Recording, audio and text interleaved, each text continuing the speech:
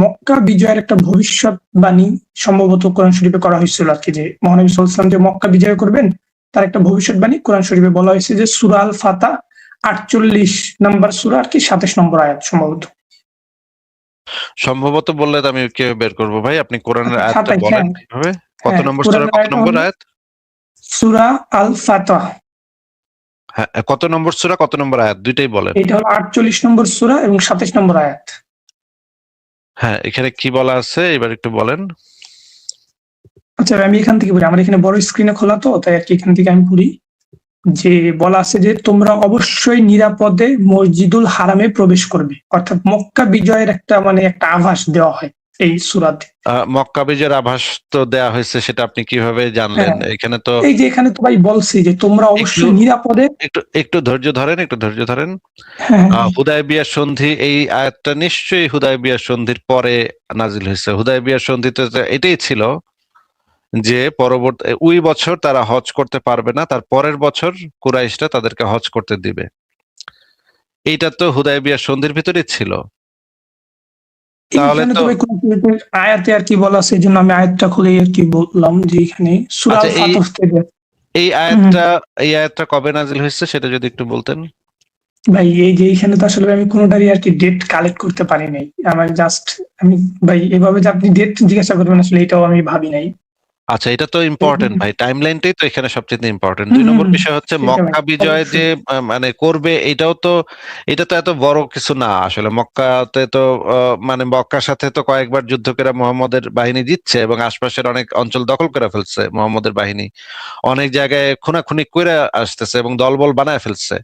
মক্কা যে বিজয় করবে এটা তো ভাই জানা কথাই ছিল, এবং আবু সুফিয়ান তো মক্কা বিজয়ের আগে আইসা মোহাম্মদের সাথে দেখা করে গেছে এবং বইলা গেছে যে মক্কার লোকজন আহ মক্কার লোকজন মানে আত্মসমর্পণ করতে রাজি আছে। এটা তো আবু সুফিয়ান মুহাম্মদের সাথে দেখা করে বইলাও গেছে। তাহলে এই আয়াত হওয়ার তো কোনো, এই আয়াতটা আহ মানে নাজিল হওয়ার তো কোনো আমি অলৌকিকতা দেখি না। না, একটু আরেকটা আয়াত বের করছি কথাটা একটু ভাই, শেষ যার করি, কোনো আমার কথাটা টাইমলাইন একটু দরকার শেষ হবে। করি, হ্যাঁ বলেন বলেন। আমার কথাটা একটু হ্যাঁ, শেষ করি, একটু ধৈর্য ধরেন। আপনি যখন এখানে আসবেন এক একটা জিনিস নিয়ে এই ইনফরমেশন গুলো নিয়ে আসবেন, কারণ এই জিনিসগুলো তো ইম্পর্টেন্ট ইনফরমেশন, এই জিনিসটার ইয়াটা বোঝার জন্য, তাই না? এই জন্যই আপনাকে বলছি ইনফরমেশন গুলো সাথে করে নিয়ে আসবেন, না হলে আমরা আলোচনা কিভাবে করব। দুই নম্বর বিষয় হচ্ছে হুম, যে হুম। ধরে নিচ্ছি তর্কের খাতিরে মোহাম্মদকে আল্লাহ আগে থেকেই জানাই দিচ্ছে মক্কা বিজয় টিজয় হবে, এটা খুবই বড় একটা ভবিষ্যৎবাণী। হ্যাঁ, তাই এতে কি ভাই, এই রকমের ভবিষ্যৎবাণী তো অনেক মানুষ অনেক সময় করছে। যখন হিটলার যখন দ্বিতীয় বিশ্বযুদ্ধ করছে তখন তো হিটলার বলছে যে আমরা একসময় পোল্যান্ড দখল করব, কয়েকদিন পরে দেখা গেছে পোল্যান্ড দখল হয়েছে। এ থেকে এই যে আমেরিকান যে ট্রাম্পও তো অনেক ধরনের কথাবার্তা বলছে, সেগুলো তো দেখা গেছে কয়েকদিন পর হয়েছে। এইগুলা থেকে তো সে আল্লাহর নবী, এটা প্রমাণ হয় না। দুই নম্বর বিষয় হচ্ছে যখন হুদায়বিয়ার সন্ধি করা হয়, যখন মোহাম্মদ মক্কাবাসীদের সাথে মানে চুক্তি করার জন্য অগ্রসর হয়েছিল, তখন একটা ঘটনা ঘটছিল। ঘটনাটা কি? ঘটনা হইলো ওসমানকে পাঠানো হয়েছিল মক্কাতে আলোচনা করার জন্য। ঠিক আছে, হ্যাঁ এই হ্যাঁ ঘটনাটা কি আপনি হ্যাঁ, জানেন? জি ভাই কিছুটা জানি আর কি, মানে সম্পূর্ণ কি ঘটনা মনে নেই, বাট কি জানেন বলেন তো? যে হযরত উসমান আলাইহিস সালাম রাদিয়াল্লাহু তাআলা আনহু তো পাঠানো হয়েছিল, পরবর্তীতে মনে হয় সে ওইখানে আর কি ইন্তেকাল করেন বা এরকম একটা কিছু। আমা ওসমান ইন্তেকাল করলে খলিফা কেমনে হইলো? সে ও ওসমান তো, আচ্ছা ভাই, তাহলে এই জায়গা আগেই বলছি ভাই, আমার নলেজ আসলে জানতেছি ভাই আস্তে আস্তে। আচ্ছা, মানে হচ্ছে মজার কাহিনী, এটা খুবই মজার একটা কাহিনী যে ওসমানকে পাঠাইছে মক্কার লোকেদের সাথে কথাবার্তা বলে আসার জন্য। মোহাম্মদ প্রায় 1400-1500 মানুষ নিয়ে গেছে হজ করতে, কিন্তু মক্কাবাসী কইছে হজ করতে দিব না তোরে, যা, তোরা আসলে একেবারে খবর আছে। তখন মোহাম্মদ বলছে যে আচ্ছা ঠিক আছে, ওসমানের পাঠাইতেছে, ওসমান তুমি যাও বাবা, তুমি তো যাও, তুমি গিয়ে একটু কথাবার্তা বলে আসো, দেখো তো আমার করে করতে দেয় নাকি, হজ করতে দেয় নাকি, আমরা তো হজ করতে আইছি। তখন ওসমান গেছে মক্কায়। মক্কায় যাওয়ার পর ওসমান গিয়া মক্কাবাসীদের সাথে কথাবার্তা কইতেছে, কিন্তু তখন খবর আসলো যে হায় হায়, মুহাম্মদের কাছে খবর আসলো যে ওসমানের তো মক্কাবাসী মেরে ফেলাইছে। মুহাম্মদে গেল তো হুম, চেতা, হয় তো আমার ওসমানের মেরে লেছে, কত ওর সাহস! ও সাহাবীরা তোমরা সবাই রেডি হও, তোমরা সবাই তরবারি নিয়ে রেডি হও, আমরা এখন এই যে 1450 আছি, 1400-1500 লোক আছি, আমরা এখন মক্কাবাসীর উপর আক্রমণ করব, আমাদের ওসমান হত্যার আমরা প্রতিশোধ নিব। তোমরা আমার হাতে হাত রাখো, হাত রেখা তোমরা কসম করো হে সাহাবীরা যে তোমরা কেউ একজনও পিছনে যাইবে না, একজনও ওসমান হত্যার প্রতিশোধ না নিয়ে একজনও ফেরত যাবা না, বলো তোমরা সবাই আমার হাতে বায়াত নাও সবাই মিল্লা। তখন সব সাহাবীরা একজন একজন করে হাত মুহাম্মদের হাতে ধইরা বায়াত নিল। এই সময় আল্লাহ পাক, মহান আল্লাহ পাক একটা আয়াত নাজিল করে দিল, হে নবী তোমরা একদম সঠিক কাজ করতেছো, তোমরা যাও ওসমান হত্যার প্রতিশোধ নিতে, আমিও তোমাদের হাতের উপরে হাত রেখে বায়াত নিলাম। মানে আল্লাহ ওই মুহাম্মদের হাতের উপরে হাত রেখে বায়াত নিল যে ওসমান হত্যার প্রতিশোধ তারা নিবে। একটু পরে দেখা গেল যে ওসমান ড্যাং ড্যাঙ্গায় আইসা পড়ছে। ভাই একটু কম তো ভাই, যে আমি বুঝলাম যে মোহাম্মদ না হয় জানে না যে ওসমান যে মানে ওসমান যে মরে নাই, এটা মোহাম্মদ তো ভাবছে যে গুজব শুনা মোহাম্মদ ভাবছে যে ওসমানের মনে মেরে লাইছে, কিন্তু ভাই আল্লাহর তো এটা জানানোর কথা নাকি ভাই, কি কন? অবশ্যই অবশ্যই। আল্লাহর তো এই মোহাম্মদের উপরে হাতের উপরে হাত রেখা ওসমান হত্যার প্রতিশোধের বায়াত নেওয়ার তো কথা না। আল্লাহর তো তখন কওয়ানোর কথা, ওই মোহাম্মদ ওসমান আমি তো দেখতেছি ওই মক্কায় তো ওসমান আছে এখনো, ও তো মরে নাই, আমি তো জানি ওসমান মরে নাই। আল্লাহর তো এইটা বলার কথা, কিন্তু আল্লাহ কেন বায়াত নিল ভাই হাতের উপরে হাত রেখা? ওসমান হত্যার প্রতিশোধ যেটা নিতে মোহাম্মদ হাত বাড়াইলো যে আমরা ওসমান হত্যার প্রতিশোধ নেবো, সেখানে আল্লাহ হাত রেখা ওদের সাথে বায়াত নিল। আল্লাহ কইব না যে হ্যাঁ বেটা মোহাম্মদ তো ওসমান তো মরে নাই, বেটা তুই কি এর বায়াত লইতাছস, তুই তো বোকার মতো বায়াত দিস না, ওসমান তো এখন আইতাছে, একটু খাড়া একটু ওয়েট কর, দেখ ওসমান আইব না। এইটা তো করানোর কথা নাকি ভাই? অবশ্যই। তাহলে ভাই এটা কেমন হইলো ঘটনাটা? তাহলে আল্লাহ জানে না যে ওসমান যে মরে নাই? অবশ্যই ভাই জানি, তাহলে ভাই হয়তো আমাকে এই আয়াতটা সম্পর্কে আরেকটু নলেজ গেইন করতে হবে। আপনি না যেটা বলছেন ভাই, তাহলে আমরা এই আয়াতটা এবং এইটার ইয়াটা আমরা বের করি। ভাই আসলে ইনস্ট্যান্ট তো আসলে আমার পক্ষে এগুলো ব্যাখ্যা করা মানে একটু কষ্ট, কারণ আমি আগে বলছি আমি শিখতেছি ভাই। না ইনস্ট্যান্ট আপনি তো তো ভাই ব্যাখ্যা আপনি করতে আমার হবে মতে এই বিষয়টা নিয়ে আপনি যদি আরো কারো জ্ঞানী কারোর সাথে আলোচনা করেন ভাই, তাই আর কি। আমারও যে একটা কিউরিসিটি ছিল, এখান থেকে আর কি প্রশ্ন করতে আসছিলাম, বাট টাইম লাইনের কারণে আপনি আর কি যে সমস্যা বলছেন, বাট আমি চেষ্টা করবো আর কি টাইম লাইনটা ভালোভাবে জেনে আবার আমরা আপনাকে একটু জিনিসটা একটু দেখি, আপনাকে তো মুখে বললাম, রেফারেন্স সহ আমরা একটু দেখি। এটা হচ্ছে এই যে নবী মক্কা অভিযানের সময় 1400 থেকে 1500 সৈন্য নিয়ে মক্কার দিকে অগ্রসর হইলো। মক্কাবাসীরা তাদের অনুমতির এই সময় ওসমান মৃত্যুর প্রতিশোধ না নিয়ে তারা ফিরবে না এই শপথ করলো, এবং এটাকে বলা হয় বায়াতুল রিদওয়ান। এটা একটা বিখ্যাত বায়াত। বায়াতের সময় আল্লাহ পাক এই সময় একটা আয়াত নাজিল করলো যে যারা তোমার সাথে শপথ করছে তারা মূলত আল্লাহর সাথে শপথ করছে, আল্লাহর হাত তাদের সকলের হাতের উপরে। হ্যাঁ, এই যে দেখেন কোরআনের আয়াতে যে জিনিসটা বলা হচ্ছে যে আল্লাহ পাক তাদের এই যে, আর যারা তোমার কাছে বায়াত গ্রহণ করে তারা শুধু আল্লাহরই কাছে বায়াত গ্রহণ করে, আল্লাহর হাত তাদের হাতের উপরে, মানে আল্লাহ তাদের হাতের উপরে হাত রেখে বায়াত নিচ্ছে যে ওসমান হত্যার প্রতিশোধ না নিয়ে যাবে না। কিন্তু একটু পরে ওসমান ফিরে আসলো। আচ্ছা আমরা এই ভিডিওটা একটু দেখি এখানে কি বলে এই যে হুজুর, এবং আমরা এই ইয়াটাও দেখবো। এই যে দেখেন আবু বকর জাকারিয়ার যে তাফসির গ্রন্থ, এখানে যে জিনিসটা বলা আছে দেখেন, পবিত্র মক্কা নগরীতে ওসমান রাদিয়াল্লাহু আনহু শহীদ হওয়ার খবর শুনে রাসূলুল্লাহ সাল্লাল্লাহু আলাইহি সাল্লাম সাহাবা ইকরাম থেকে হুদায়বিয়া নামক স্থানে গাছের নিচে যে বায়াত নিয়েছিলেন সেই বায়াতের প্রতি ইঙ্গিত করা হয়েছে। আহলে সুন্নাত ওয়াল জামাতের আকীদা বিশ্বাস হচ্ছে যে আল্লাহ তাআলার হাত রয়েছে, যেভাবে তার হাত থাকা উপযোগী ঠিক সেভাবেই হাত রয়েছে, এই হাতকে কোনো প্রকার অপব্যাখ্যা করা অবৈধ। সুতরাং আমরা বিশ্বাস করব যে আল্লাহ তাআলার হাত রয়েছে, তবে তার হাত আমাদের পরিচিত কারো হাতের মতো নয়।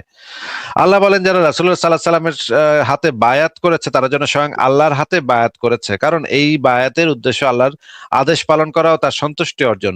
রাসূলের আনুগত্য যেমন আল্লাহর আনুগত্য, তেমনি রাসূলের বায়াত হওয়া আল্লাহর বায়াত হওয়ারই নামান্তর। কাজেই তারা যখন রাসূলের হাতে হাত রেখে বায়াত করলো তখন আল্লাহর হাতেই বায়াত করলো। রাসূলের মাধ্যমে প্রকৃতপক্ষে আল্লাহর সাথে এই বায়াত অনুষ্ঠিত হচ্ছিল।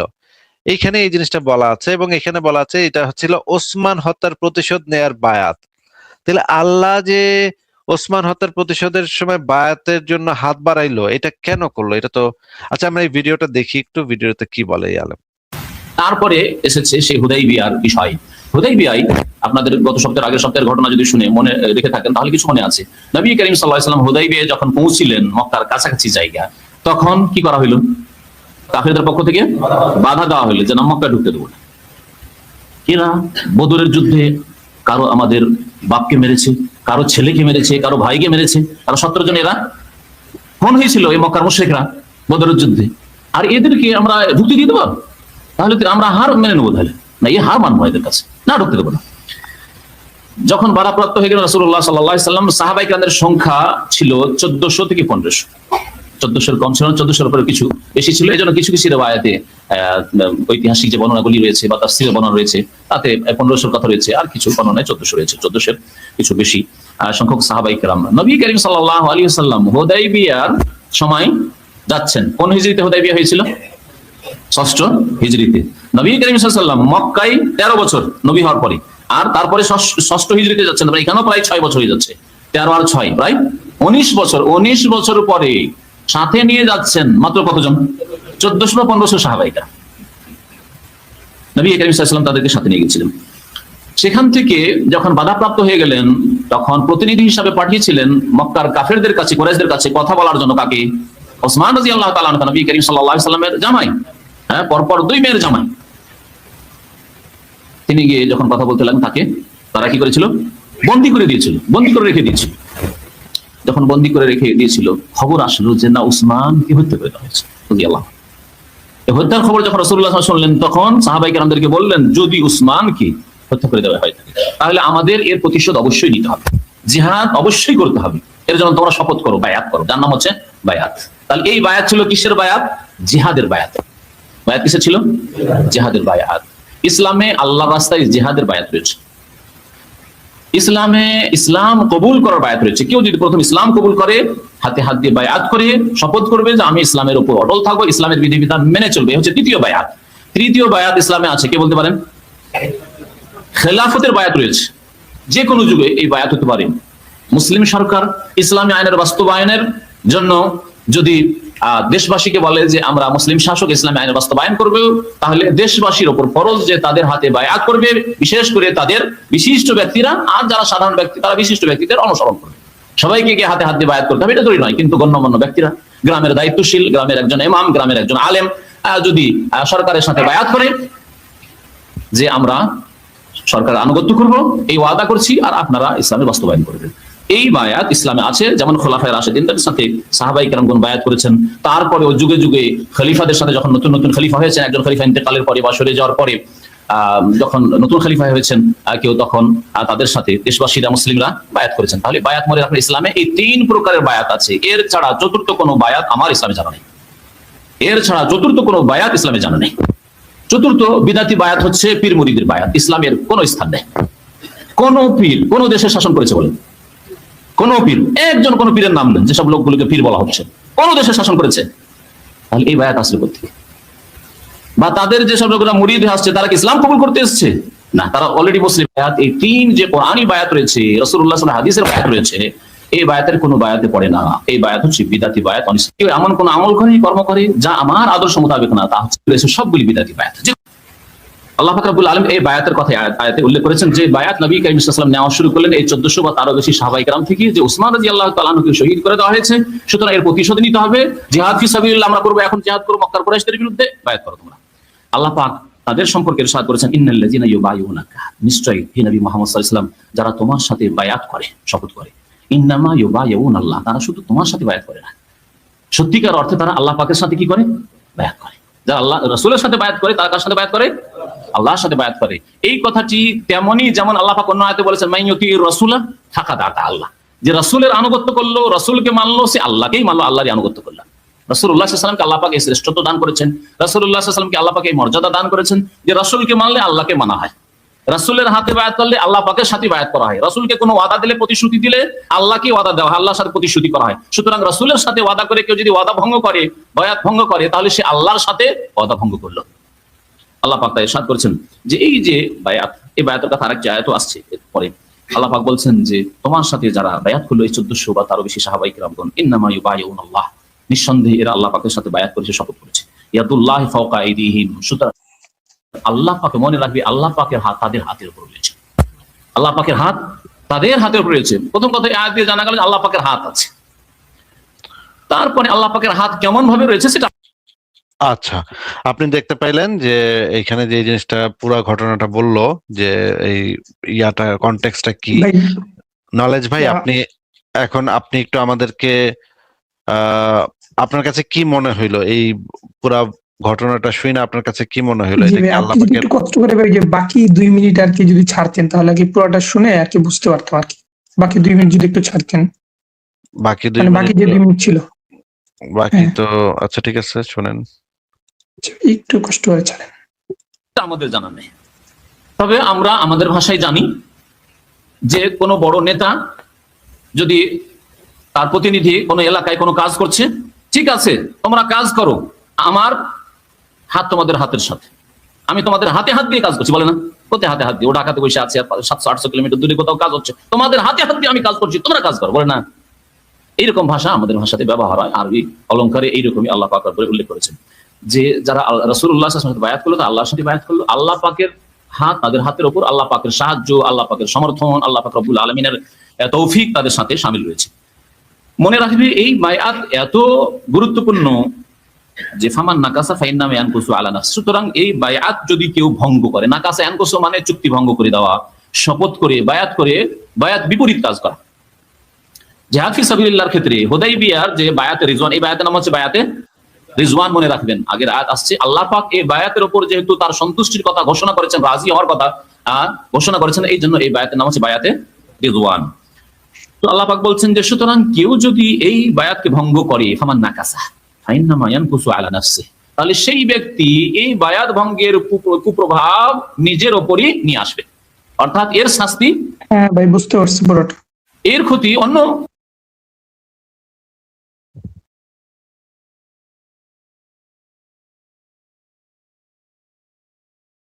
আচ্ছা, আমি যতটুকু আপনি দেখতে চাইছেন ততটুকু দেখাইলাম। এবার আপনি আমাদেরকে একটু বলেন তো ভাই যে আপনি কি বুঝলেন ঘটনাটা? আবার আপনি আপনার ভাষায় ঘটনাটা একটু বলেন তো আমাদেরকে, আমরা একটু আপনার মুখে থেকে শুনি ঘটনাটা কি হয়েছে ঘটনাটা। ঘটনাটা তো ভাই মোটামুটি ওই যে আপনি যেটা বলছিলেন আর কি, যে হযরত ওসমান রাদিয়াল্লাহু তাআলা আনহু না যখন না, আর কি মোহাম্মদ মক্কায় 1400-1500 লোক নিয়ে হজ করতে গেছে, কিন্তু হ্যাঁ হ্যাঁ মক্কাবাসীদের ঢুকতে দেয় নাই। ঢুকতে তারপরে দেয়নি। মোহাম্মদ তার জামাতা এবং হ্যাঁ, প্রখ্যাত হযরত সাহাবী ওসমান রাদিয়াল্লাহু ওসমানকে তাআলা পাঠাইছে। আনহুকে হ্যাঁ পাঠাইছে। তখন খবর আসছে যে ওসমানের মেরে লেছে নাকি। হুম হুম হুম। তারপরে ওইদিকে মোহাম্মদ এটা শুনে চেইত্তা সে বায়াত করতেছে সবাইরে যে এই তোমরা এখন জিহাদ করবো, আমরা মক্কাবাসীর সাথে জিহাদ করব, চলো আসো সবাই চলে আসো। তখন সবাই চলে আসছে, সবাই তরবারি নিয়ে প্রস্তুত জিহাদ করতে যাচ্ছে। তখন মোহাম্মদ মানে ওই যে গাছের নিচে দাঁড়ায় বায়াত করাইলো, সবাইরে করাইতেছে। এই সময় আল্লাহ পাক আয়াত নাজিল করে দিচ্ছে যে এই যে তোমরা যে এই যে বায়াত করতেছে, আল্লাহর হাতও কিন্তু এখানে আছে।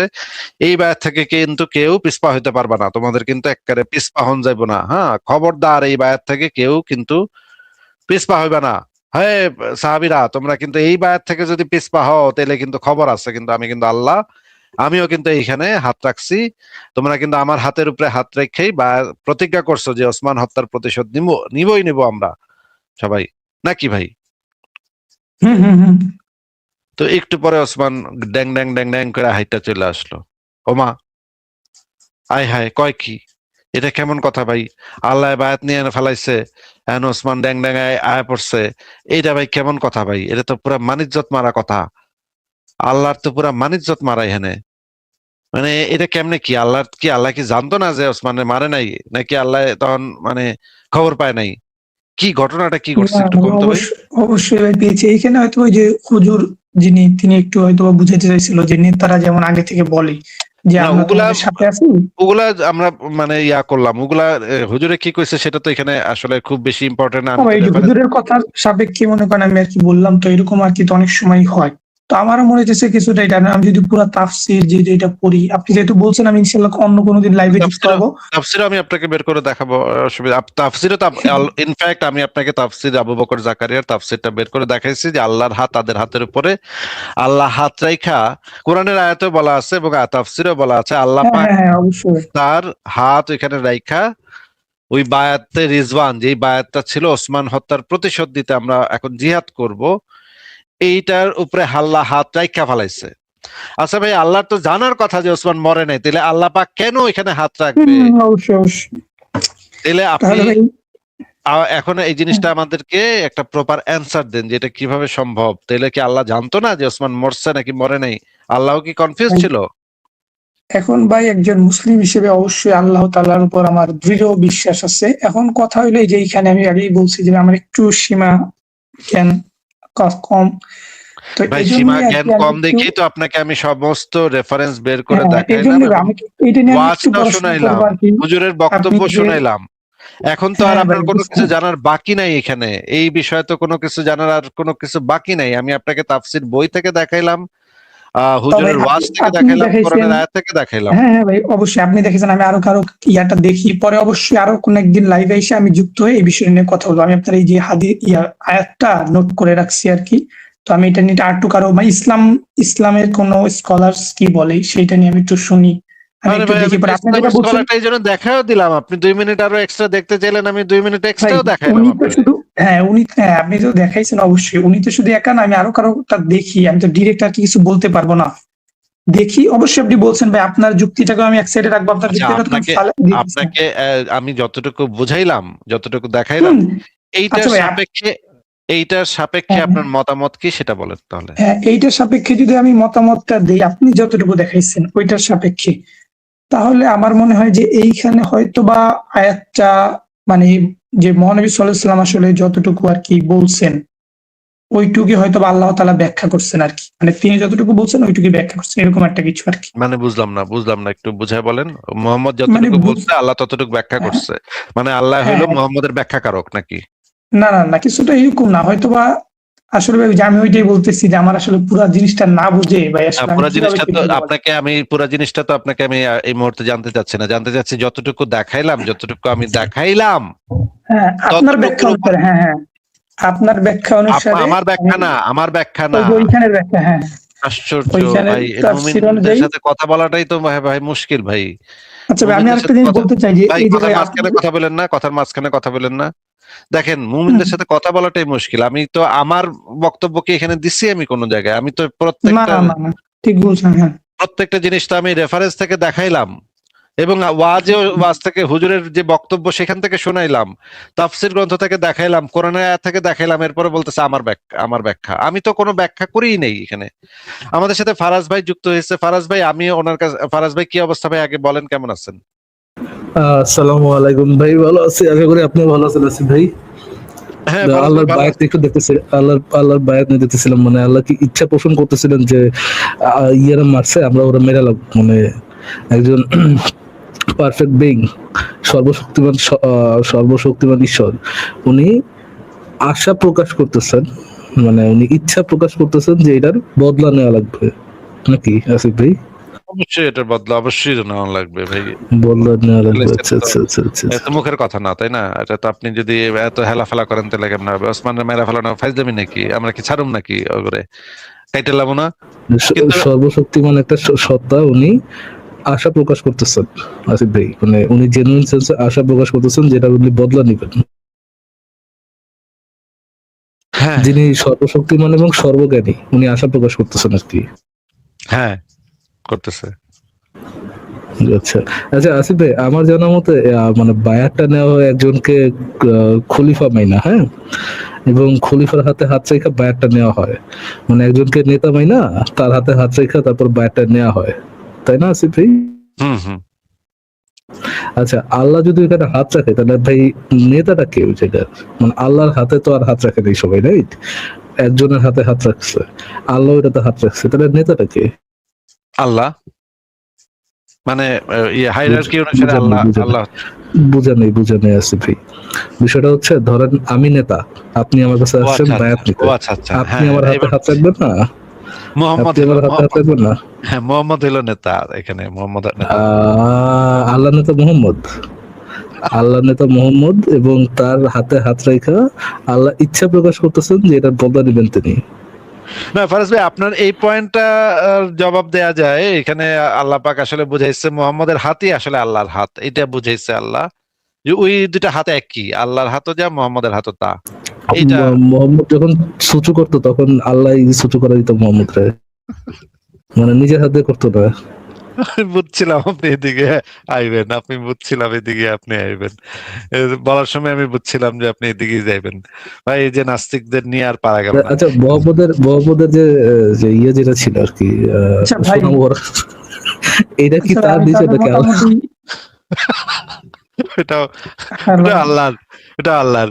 কিন্তু পারাস ভাই, আমি এই নলেজ ভাইকে এত সুন্দর করে আচ্ছা, জিনিসটা দেখাইলাম। মোহাম্মদের যে যে হেরা গুহার মধ্যে জুতারা ঢুকে গেছিল ভাই, ওটা কি মোহাম্মদের ছিল না আল্লাহর ছিল?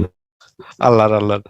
কিন্তু পারাস ভাই, আপনি আমার কথা একটু শুনেন, যে আমি যে এই ভাইকে এত সুন্দর করে দেখাইলাম জিনিসগুলা রেফারেন্স সহ, এবং ওনাকে একটা প্রশ্ন করলাম, উনি কিছুতেই আমার প্রশ্নের উত্তর দিতে যাচ্ছে না, মানে উনি কেমন যেন পিছলায় পিছলায় চলে যেতে চাচ্ছে। আপনার এক্সাক্ট প্রশ্নটা কি আছে ভাই? আমার এক্সাক্ট প্রশ্ন হইলো, আমি ওনাকে সমস্ত দলিল প্রমাণ দেখাইলাম, দেখানোর পরে আমি ওনাকে জিজ্ঞেস করতেছি যে ভাই, আল্লাহর তো এটা জানার কথা যে ওসমান মরে নাই, তাহলে আল্লাহ কেন কইলো না যে ওই মোহাম্মদ, তুই তো ভুল শপথ নিতেছস রে, ওকে, তুই তো ভুল এটা তাহলে আপনি একটা প্রপার রেফারেন্স দেখাই দিয়েছেন। আমরা জানি আল্লাহ সর্বজ্ঞানী। আই থিঙ্ক এটার সাথে উনি দ্বিমত করবেন না নলেজ ভাইয়া। উনি যদি সর্বজ্ঞানী হয়ে থাকেন, উনি এইটা জানার পরও যদি সর্বজ্ঞানী হয়ে থাকে, তাহলে যিনি যে মরে নাই তার মরার বদলা কেন নিতে যাচ্ছিলেন নলেজ ভাই, বলুন দেখি।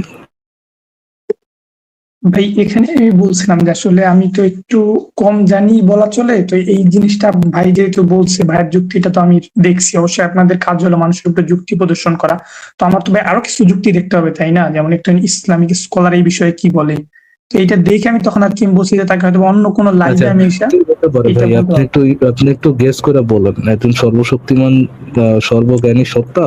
হ্যাঁ আচ্ছা, আমার এটা অবশ্যই একটু এটা বলেন ভাই, একটু নলেজ ভাই একটু বলেন। আপনার নাম তো নলেজ, যে অল নোয়িং বিং, নলেজ নাম দিয়ে তো আসছেন, হ্যাঁ? অল নোয়িং বিং এর জ্ঞানের বাইরে কি কিছু আছে? মানে যে সব জানে আর কি, এরকম কিছু একটা বলতেছেন? জি জি জি জি, অমনিশিয়ান বিং বা অল নোয়িং বিং, বা যিনি সব জানেন, তার জ্ঞানের বাইরে কি কিছু আছে? না অবশ্যই নাই।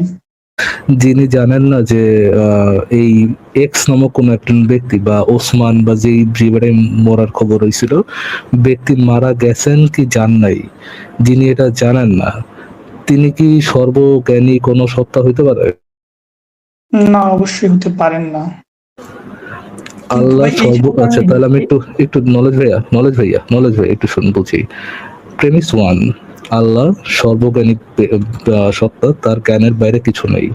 প্রেমিস টু, আল্লাহ জানেন না যে প্রেমিস ওয়ান, যিনি সর্বজ্ঞানী সত্তা, তার জ্ঞানের বাইরে কিছু নাই। প্রেমিস ওয়ান, আবার বলি, প্রেমিস ওয়ান, যিনি সর্বজ্ঞানী সত্তা, তার জ্ঞানের বাইরে কিছু নাই। প্রেমিস টু, আল্লাহর জ্ঞানের বাইরে ছিল যে এক্স ব্যক্তি, ওসমান না আসিফ ভাই?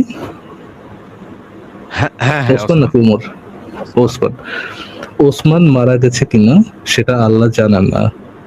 কনক্লুশন, আল্লাহ সর্বজ্ঞানী সত্তা নয়। বলেন ভাই, এটার বিপক্ষে কি আপনার বলার মতো কিছু আছে?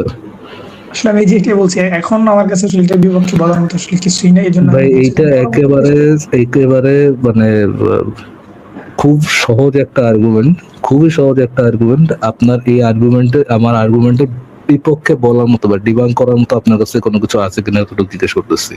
প্রেমিস ওয়ান, আমি যিনি সর্বজ্ঞানী সত্তা, তিনি সব জানেন। প্রেমিস টু, আল্লাহ জানেন না ওসমান মারা গেছেন কিনা। কনক্লুশন, হ্যাঁ আল্লাহ সর্বজ্ঞানী সত্তা নন। হ্যাঁ, আপনার যদি ভাই যে সেকেন্ড যে আর্গুমেন্টটা দিচ্ছেন, অর্থাৎ আল্লাহ তাআলা জানেন না যে উসমান রাদিয়াল্লাহু তাআলা আনহু মারা গেছে, তাহলে অবশ্যই আপনার কনক্লুশনটা ঠিক আছে। বাট ওই আয়াতের তো অন্য আচ্ছা ব্যাখ্যা হইতে পারে, এর জন্য আর কি আমি একটু সময় আচ্ছা, অন্য চাচ্ছিলাম। ব্যাখ্যা কি হইতে পারে? অন্য ব্যাখ্যা এটা হইতে পারে এইটাই যে তো ভাই আল্লাহ আমার না, জানে। বুঝতে আল্লাহ এক সেকেন্ড, ভাই এইভাবে তো আসলে ভাই আপনারা যদি ভাই নলেজ ভাই, চাপ এক দেন সেকেন্ড, তাহলে তো এক সেকেন্ড, এই আয়াতের অন্য ব্যাখ্যা এমন হইতে পারে যে আল্লাহ জানে ওসমান মরছে, তারপরেও আল্লাহ না না মোহাম্মদের না এরকম না। হাতের আপনি উপরে। যে হুজুর একটু যে কথার বলতেছিল মাঝখানে যে কথা বলতেছেন কেন ভাই? আমি তো কথা বলতেছি ভাই, কথার মাঝখানে বলতেছেন কেন? এই আয়াতের ব্যাখ্যা ফারাজ ভাই এরকম হইতে পারে যে আল্লাহ জানে যে ওসমান মরে নাই, কিন্তু তা আল্লাহ দেখতেছে যে মোহাম্মদে মানে চিত্তা মিথ্যা বাইরিছে ওসমান হত্যার প্রতিশোধ নেওয়ার জন্য, বায়াতে রিদওয়ান সবাই ডাইকা, এই আসো সবাই, আমরা ওসমান হত্যার প্রতিশোধ নিব। তখন আল্লাহ জানে যে ওসমান মরে নাই, তারপরে সে বলতেছে, আরে আমার নবী একটু বায়াত বায়াত খেলতেছে, একটু পরে সে মানে বায়াতটা আবার ফিরায় নিতে হবে, ফিরায় নিবে। আচ্ছা, আমিও একটু মজা মজা কইরা মানে মোহাম্মদের সাথে একটু বায়াতটা লই, একটু মজা মজা মারি আমার নবীর সাথে, একটু এটা একটা ঠাট্টা মশকরা করি আমার নবীর সাথে। এইটা হইতে পারে আরেকটা ব্যাখ্যা। শুধুমাত্র এই দুইটা ব্যাখ্যা ছাড়া তো আমি আর কোনো ব্যাখ্যা দেখতেছি না। ফারাজ ভাই, আপনি কি আর কোনো ব্যাখ্যা পান যে আল্লাহ মস্করা করছে অথবা আল্লাহ সিরিয়াসলি বায়াত নিছে? এই দুইটার বাইরে কি আর কিছু আছে ফারাজ ভাই? এর বাইরে আমি আরেকটা যদি ব্যাখ্যা করতে পারি আর কি, যে হুজুরের কথা অনুযায়ী, তাইলে আর কি আপনারা হয়তো আমাকে একটু সময় দিবেন। হ্যাঁ, করেন। সেটা হলো যে সে যেরকম বললো যে অনেক সময় দেখা যায় যে অনুসারীরা ধরেন অনুৎসাহী হয়ে যাইতে পারে, তখন দেখা যায় তারা কোনো উদ্যোগ নিলে নেতাদের উচিত সেই জিনিসটাকে সমর্থন করা, অর্থাৎ শুধুমাত্র উদ্যোগটাকে। এখন উদ্যোগটার ফলাফল হয়তো বা অনেক সময় দেখা যায় ধরেন ভুলও হইতে পারে, আবার অনেক সময় দেখা যায় ঠিক হইতে পারে, কিন্তু তাৎক্ষণিক যে মহানবী সাল্লাল্লাহু আলাইহি ওয়াসাল্লামের যে ইচ্ছাটা ছিল, আল্লাহ তাআলা হয়তোবা সেটাকে সমর্থন জানানোর জন্য, হ্যাঁ তুমি ঠিক করছো যে তোমার একজন মুসলিম ভাইকে হত্যা করছে, তোমার উচিত তোমার প্রতিশোধ দেওয়া। তো সেই হয়তোবা থেকে এই জিনিসটাকে আল্লাহ তাআলা হয়তোবা সাধুবাদ জানানোর জন্য, অথবা এই জিনিসটাকে ধরেন সত্য এটাকে জানানোর জন্য তাকে বায়াত দিতে পারে, যেটা বা তোমার সাথে আমার সমর্থন আছে, তুমি এটা করো, এইটা হইতে পারে। এটা মানে ওদেরকে উৎসাহ দেওয়ার জন্য এটা করে থাকতো। ফারাজ ভাই, আপনি কি যুক্তিটা শুনছেন? ফারাজ ভাই কই চলে গেলেন? আচ্ছা, দর্শক শ্রোতা, আপনারা বুঝতে পারলেন যে আমাদের নলেজ ভাই যে আরেকটা সম্ভাবনার কথা বললো, যে আল্লাহ জানে যে ওসমান মরে নাই, কিন্তু আল্লাহ চাইতেছিল যে মানে পোলাপাইন যেন একটু মানে মনে শক্তি পায়, এই জন্য মিথ্যা একটা জিনিসের শপথ নিতেছে। আরেকটা কথা তো বলা যায় এখানে, সরি আমি একটু ব্রেকে গেছিলাম, একটা ছোট কথা তো বলা যায় এখানে।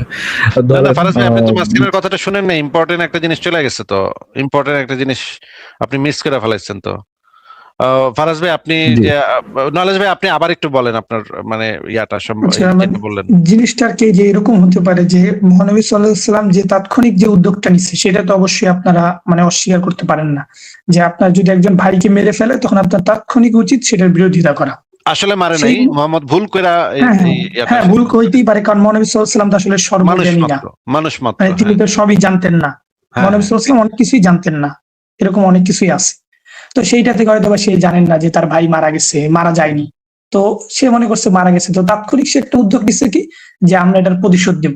তো এই যে তাদের মধ্যে যে একটা উৎসাহ, অর্থাৎ যে সত্য কাজে যে একটা উৎসাহ, এই উৎসাহটাকে হয়তো আল্লাহ তাআলা মানে বাঁচায় রাখার জন্য, বা যে তারা যে উদ্যোগটা ঠিক নিছে, অর্থাৎ এই উদ্দেশ্যটাকে বাঁচায় রাখার জন্য, জঙ্গিদের মধ্যে যেন জঙ্গিগিরি না কমে, জঙ্গির বাচ্চার আওয়াজ থাকবে জ্বলন্ত, নাকি ভাই? জ্বলন্ত আগুনের মতো, কখনো জঙ্গিগিরি কমা যাবে না, নাকি ভাই? মানে এই গালাগালি না করেন ভাই, আমি একটু কথা বলি ভাই, আমি 1 সেকেন্ড বলি। জাহাগা অলরেডি হাঁটছেন, বুঝছি ভাই, না বুঝছি জাহাগা অলরেডি হাঁটছেন ভাই, আর এটা নিয়ে ইয়ে করেন না, অলরেডি মানে দুর্গন্ধ ছড়া গেছে, যেটা বলছেন অলরেডি দুর্গন্ধ ছড়া গেছে। আমি আপনার আরেকটা কথা বলি,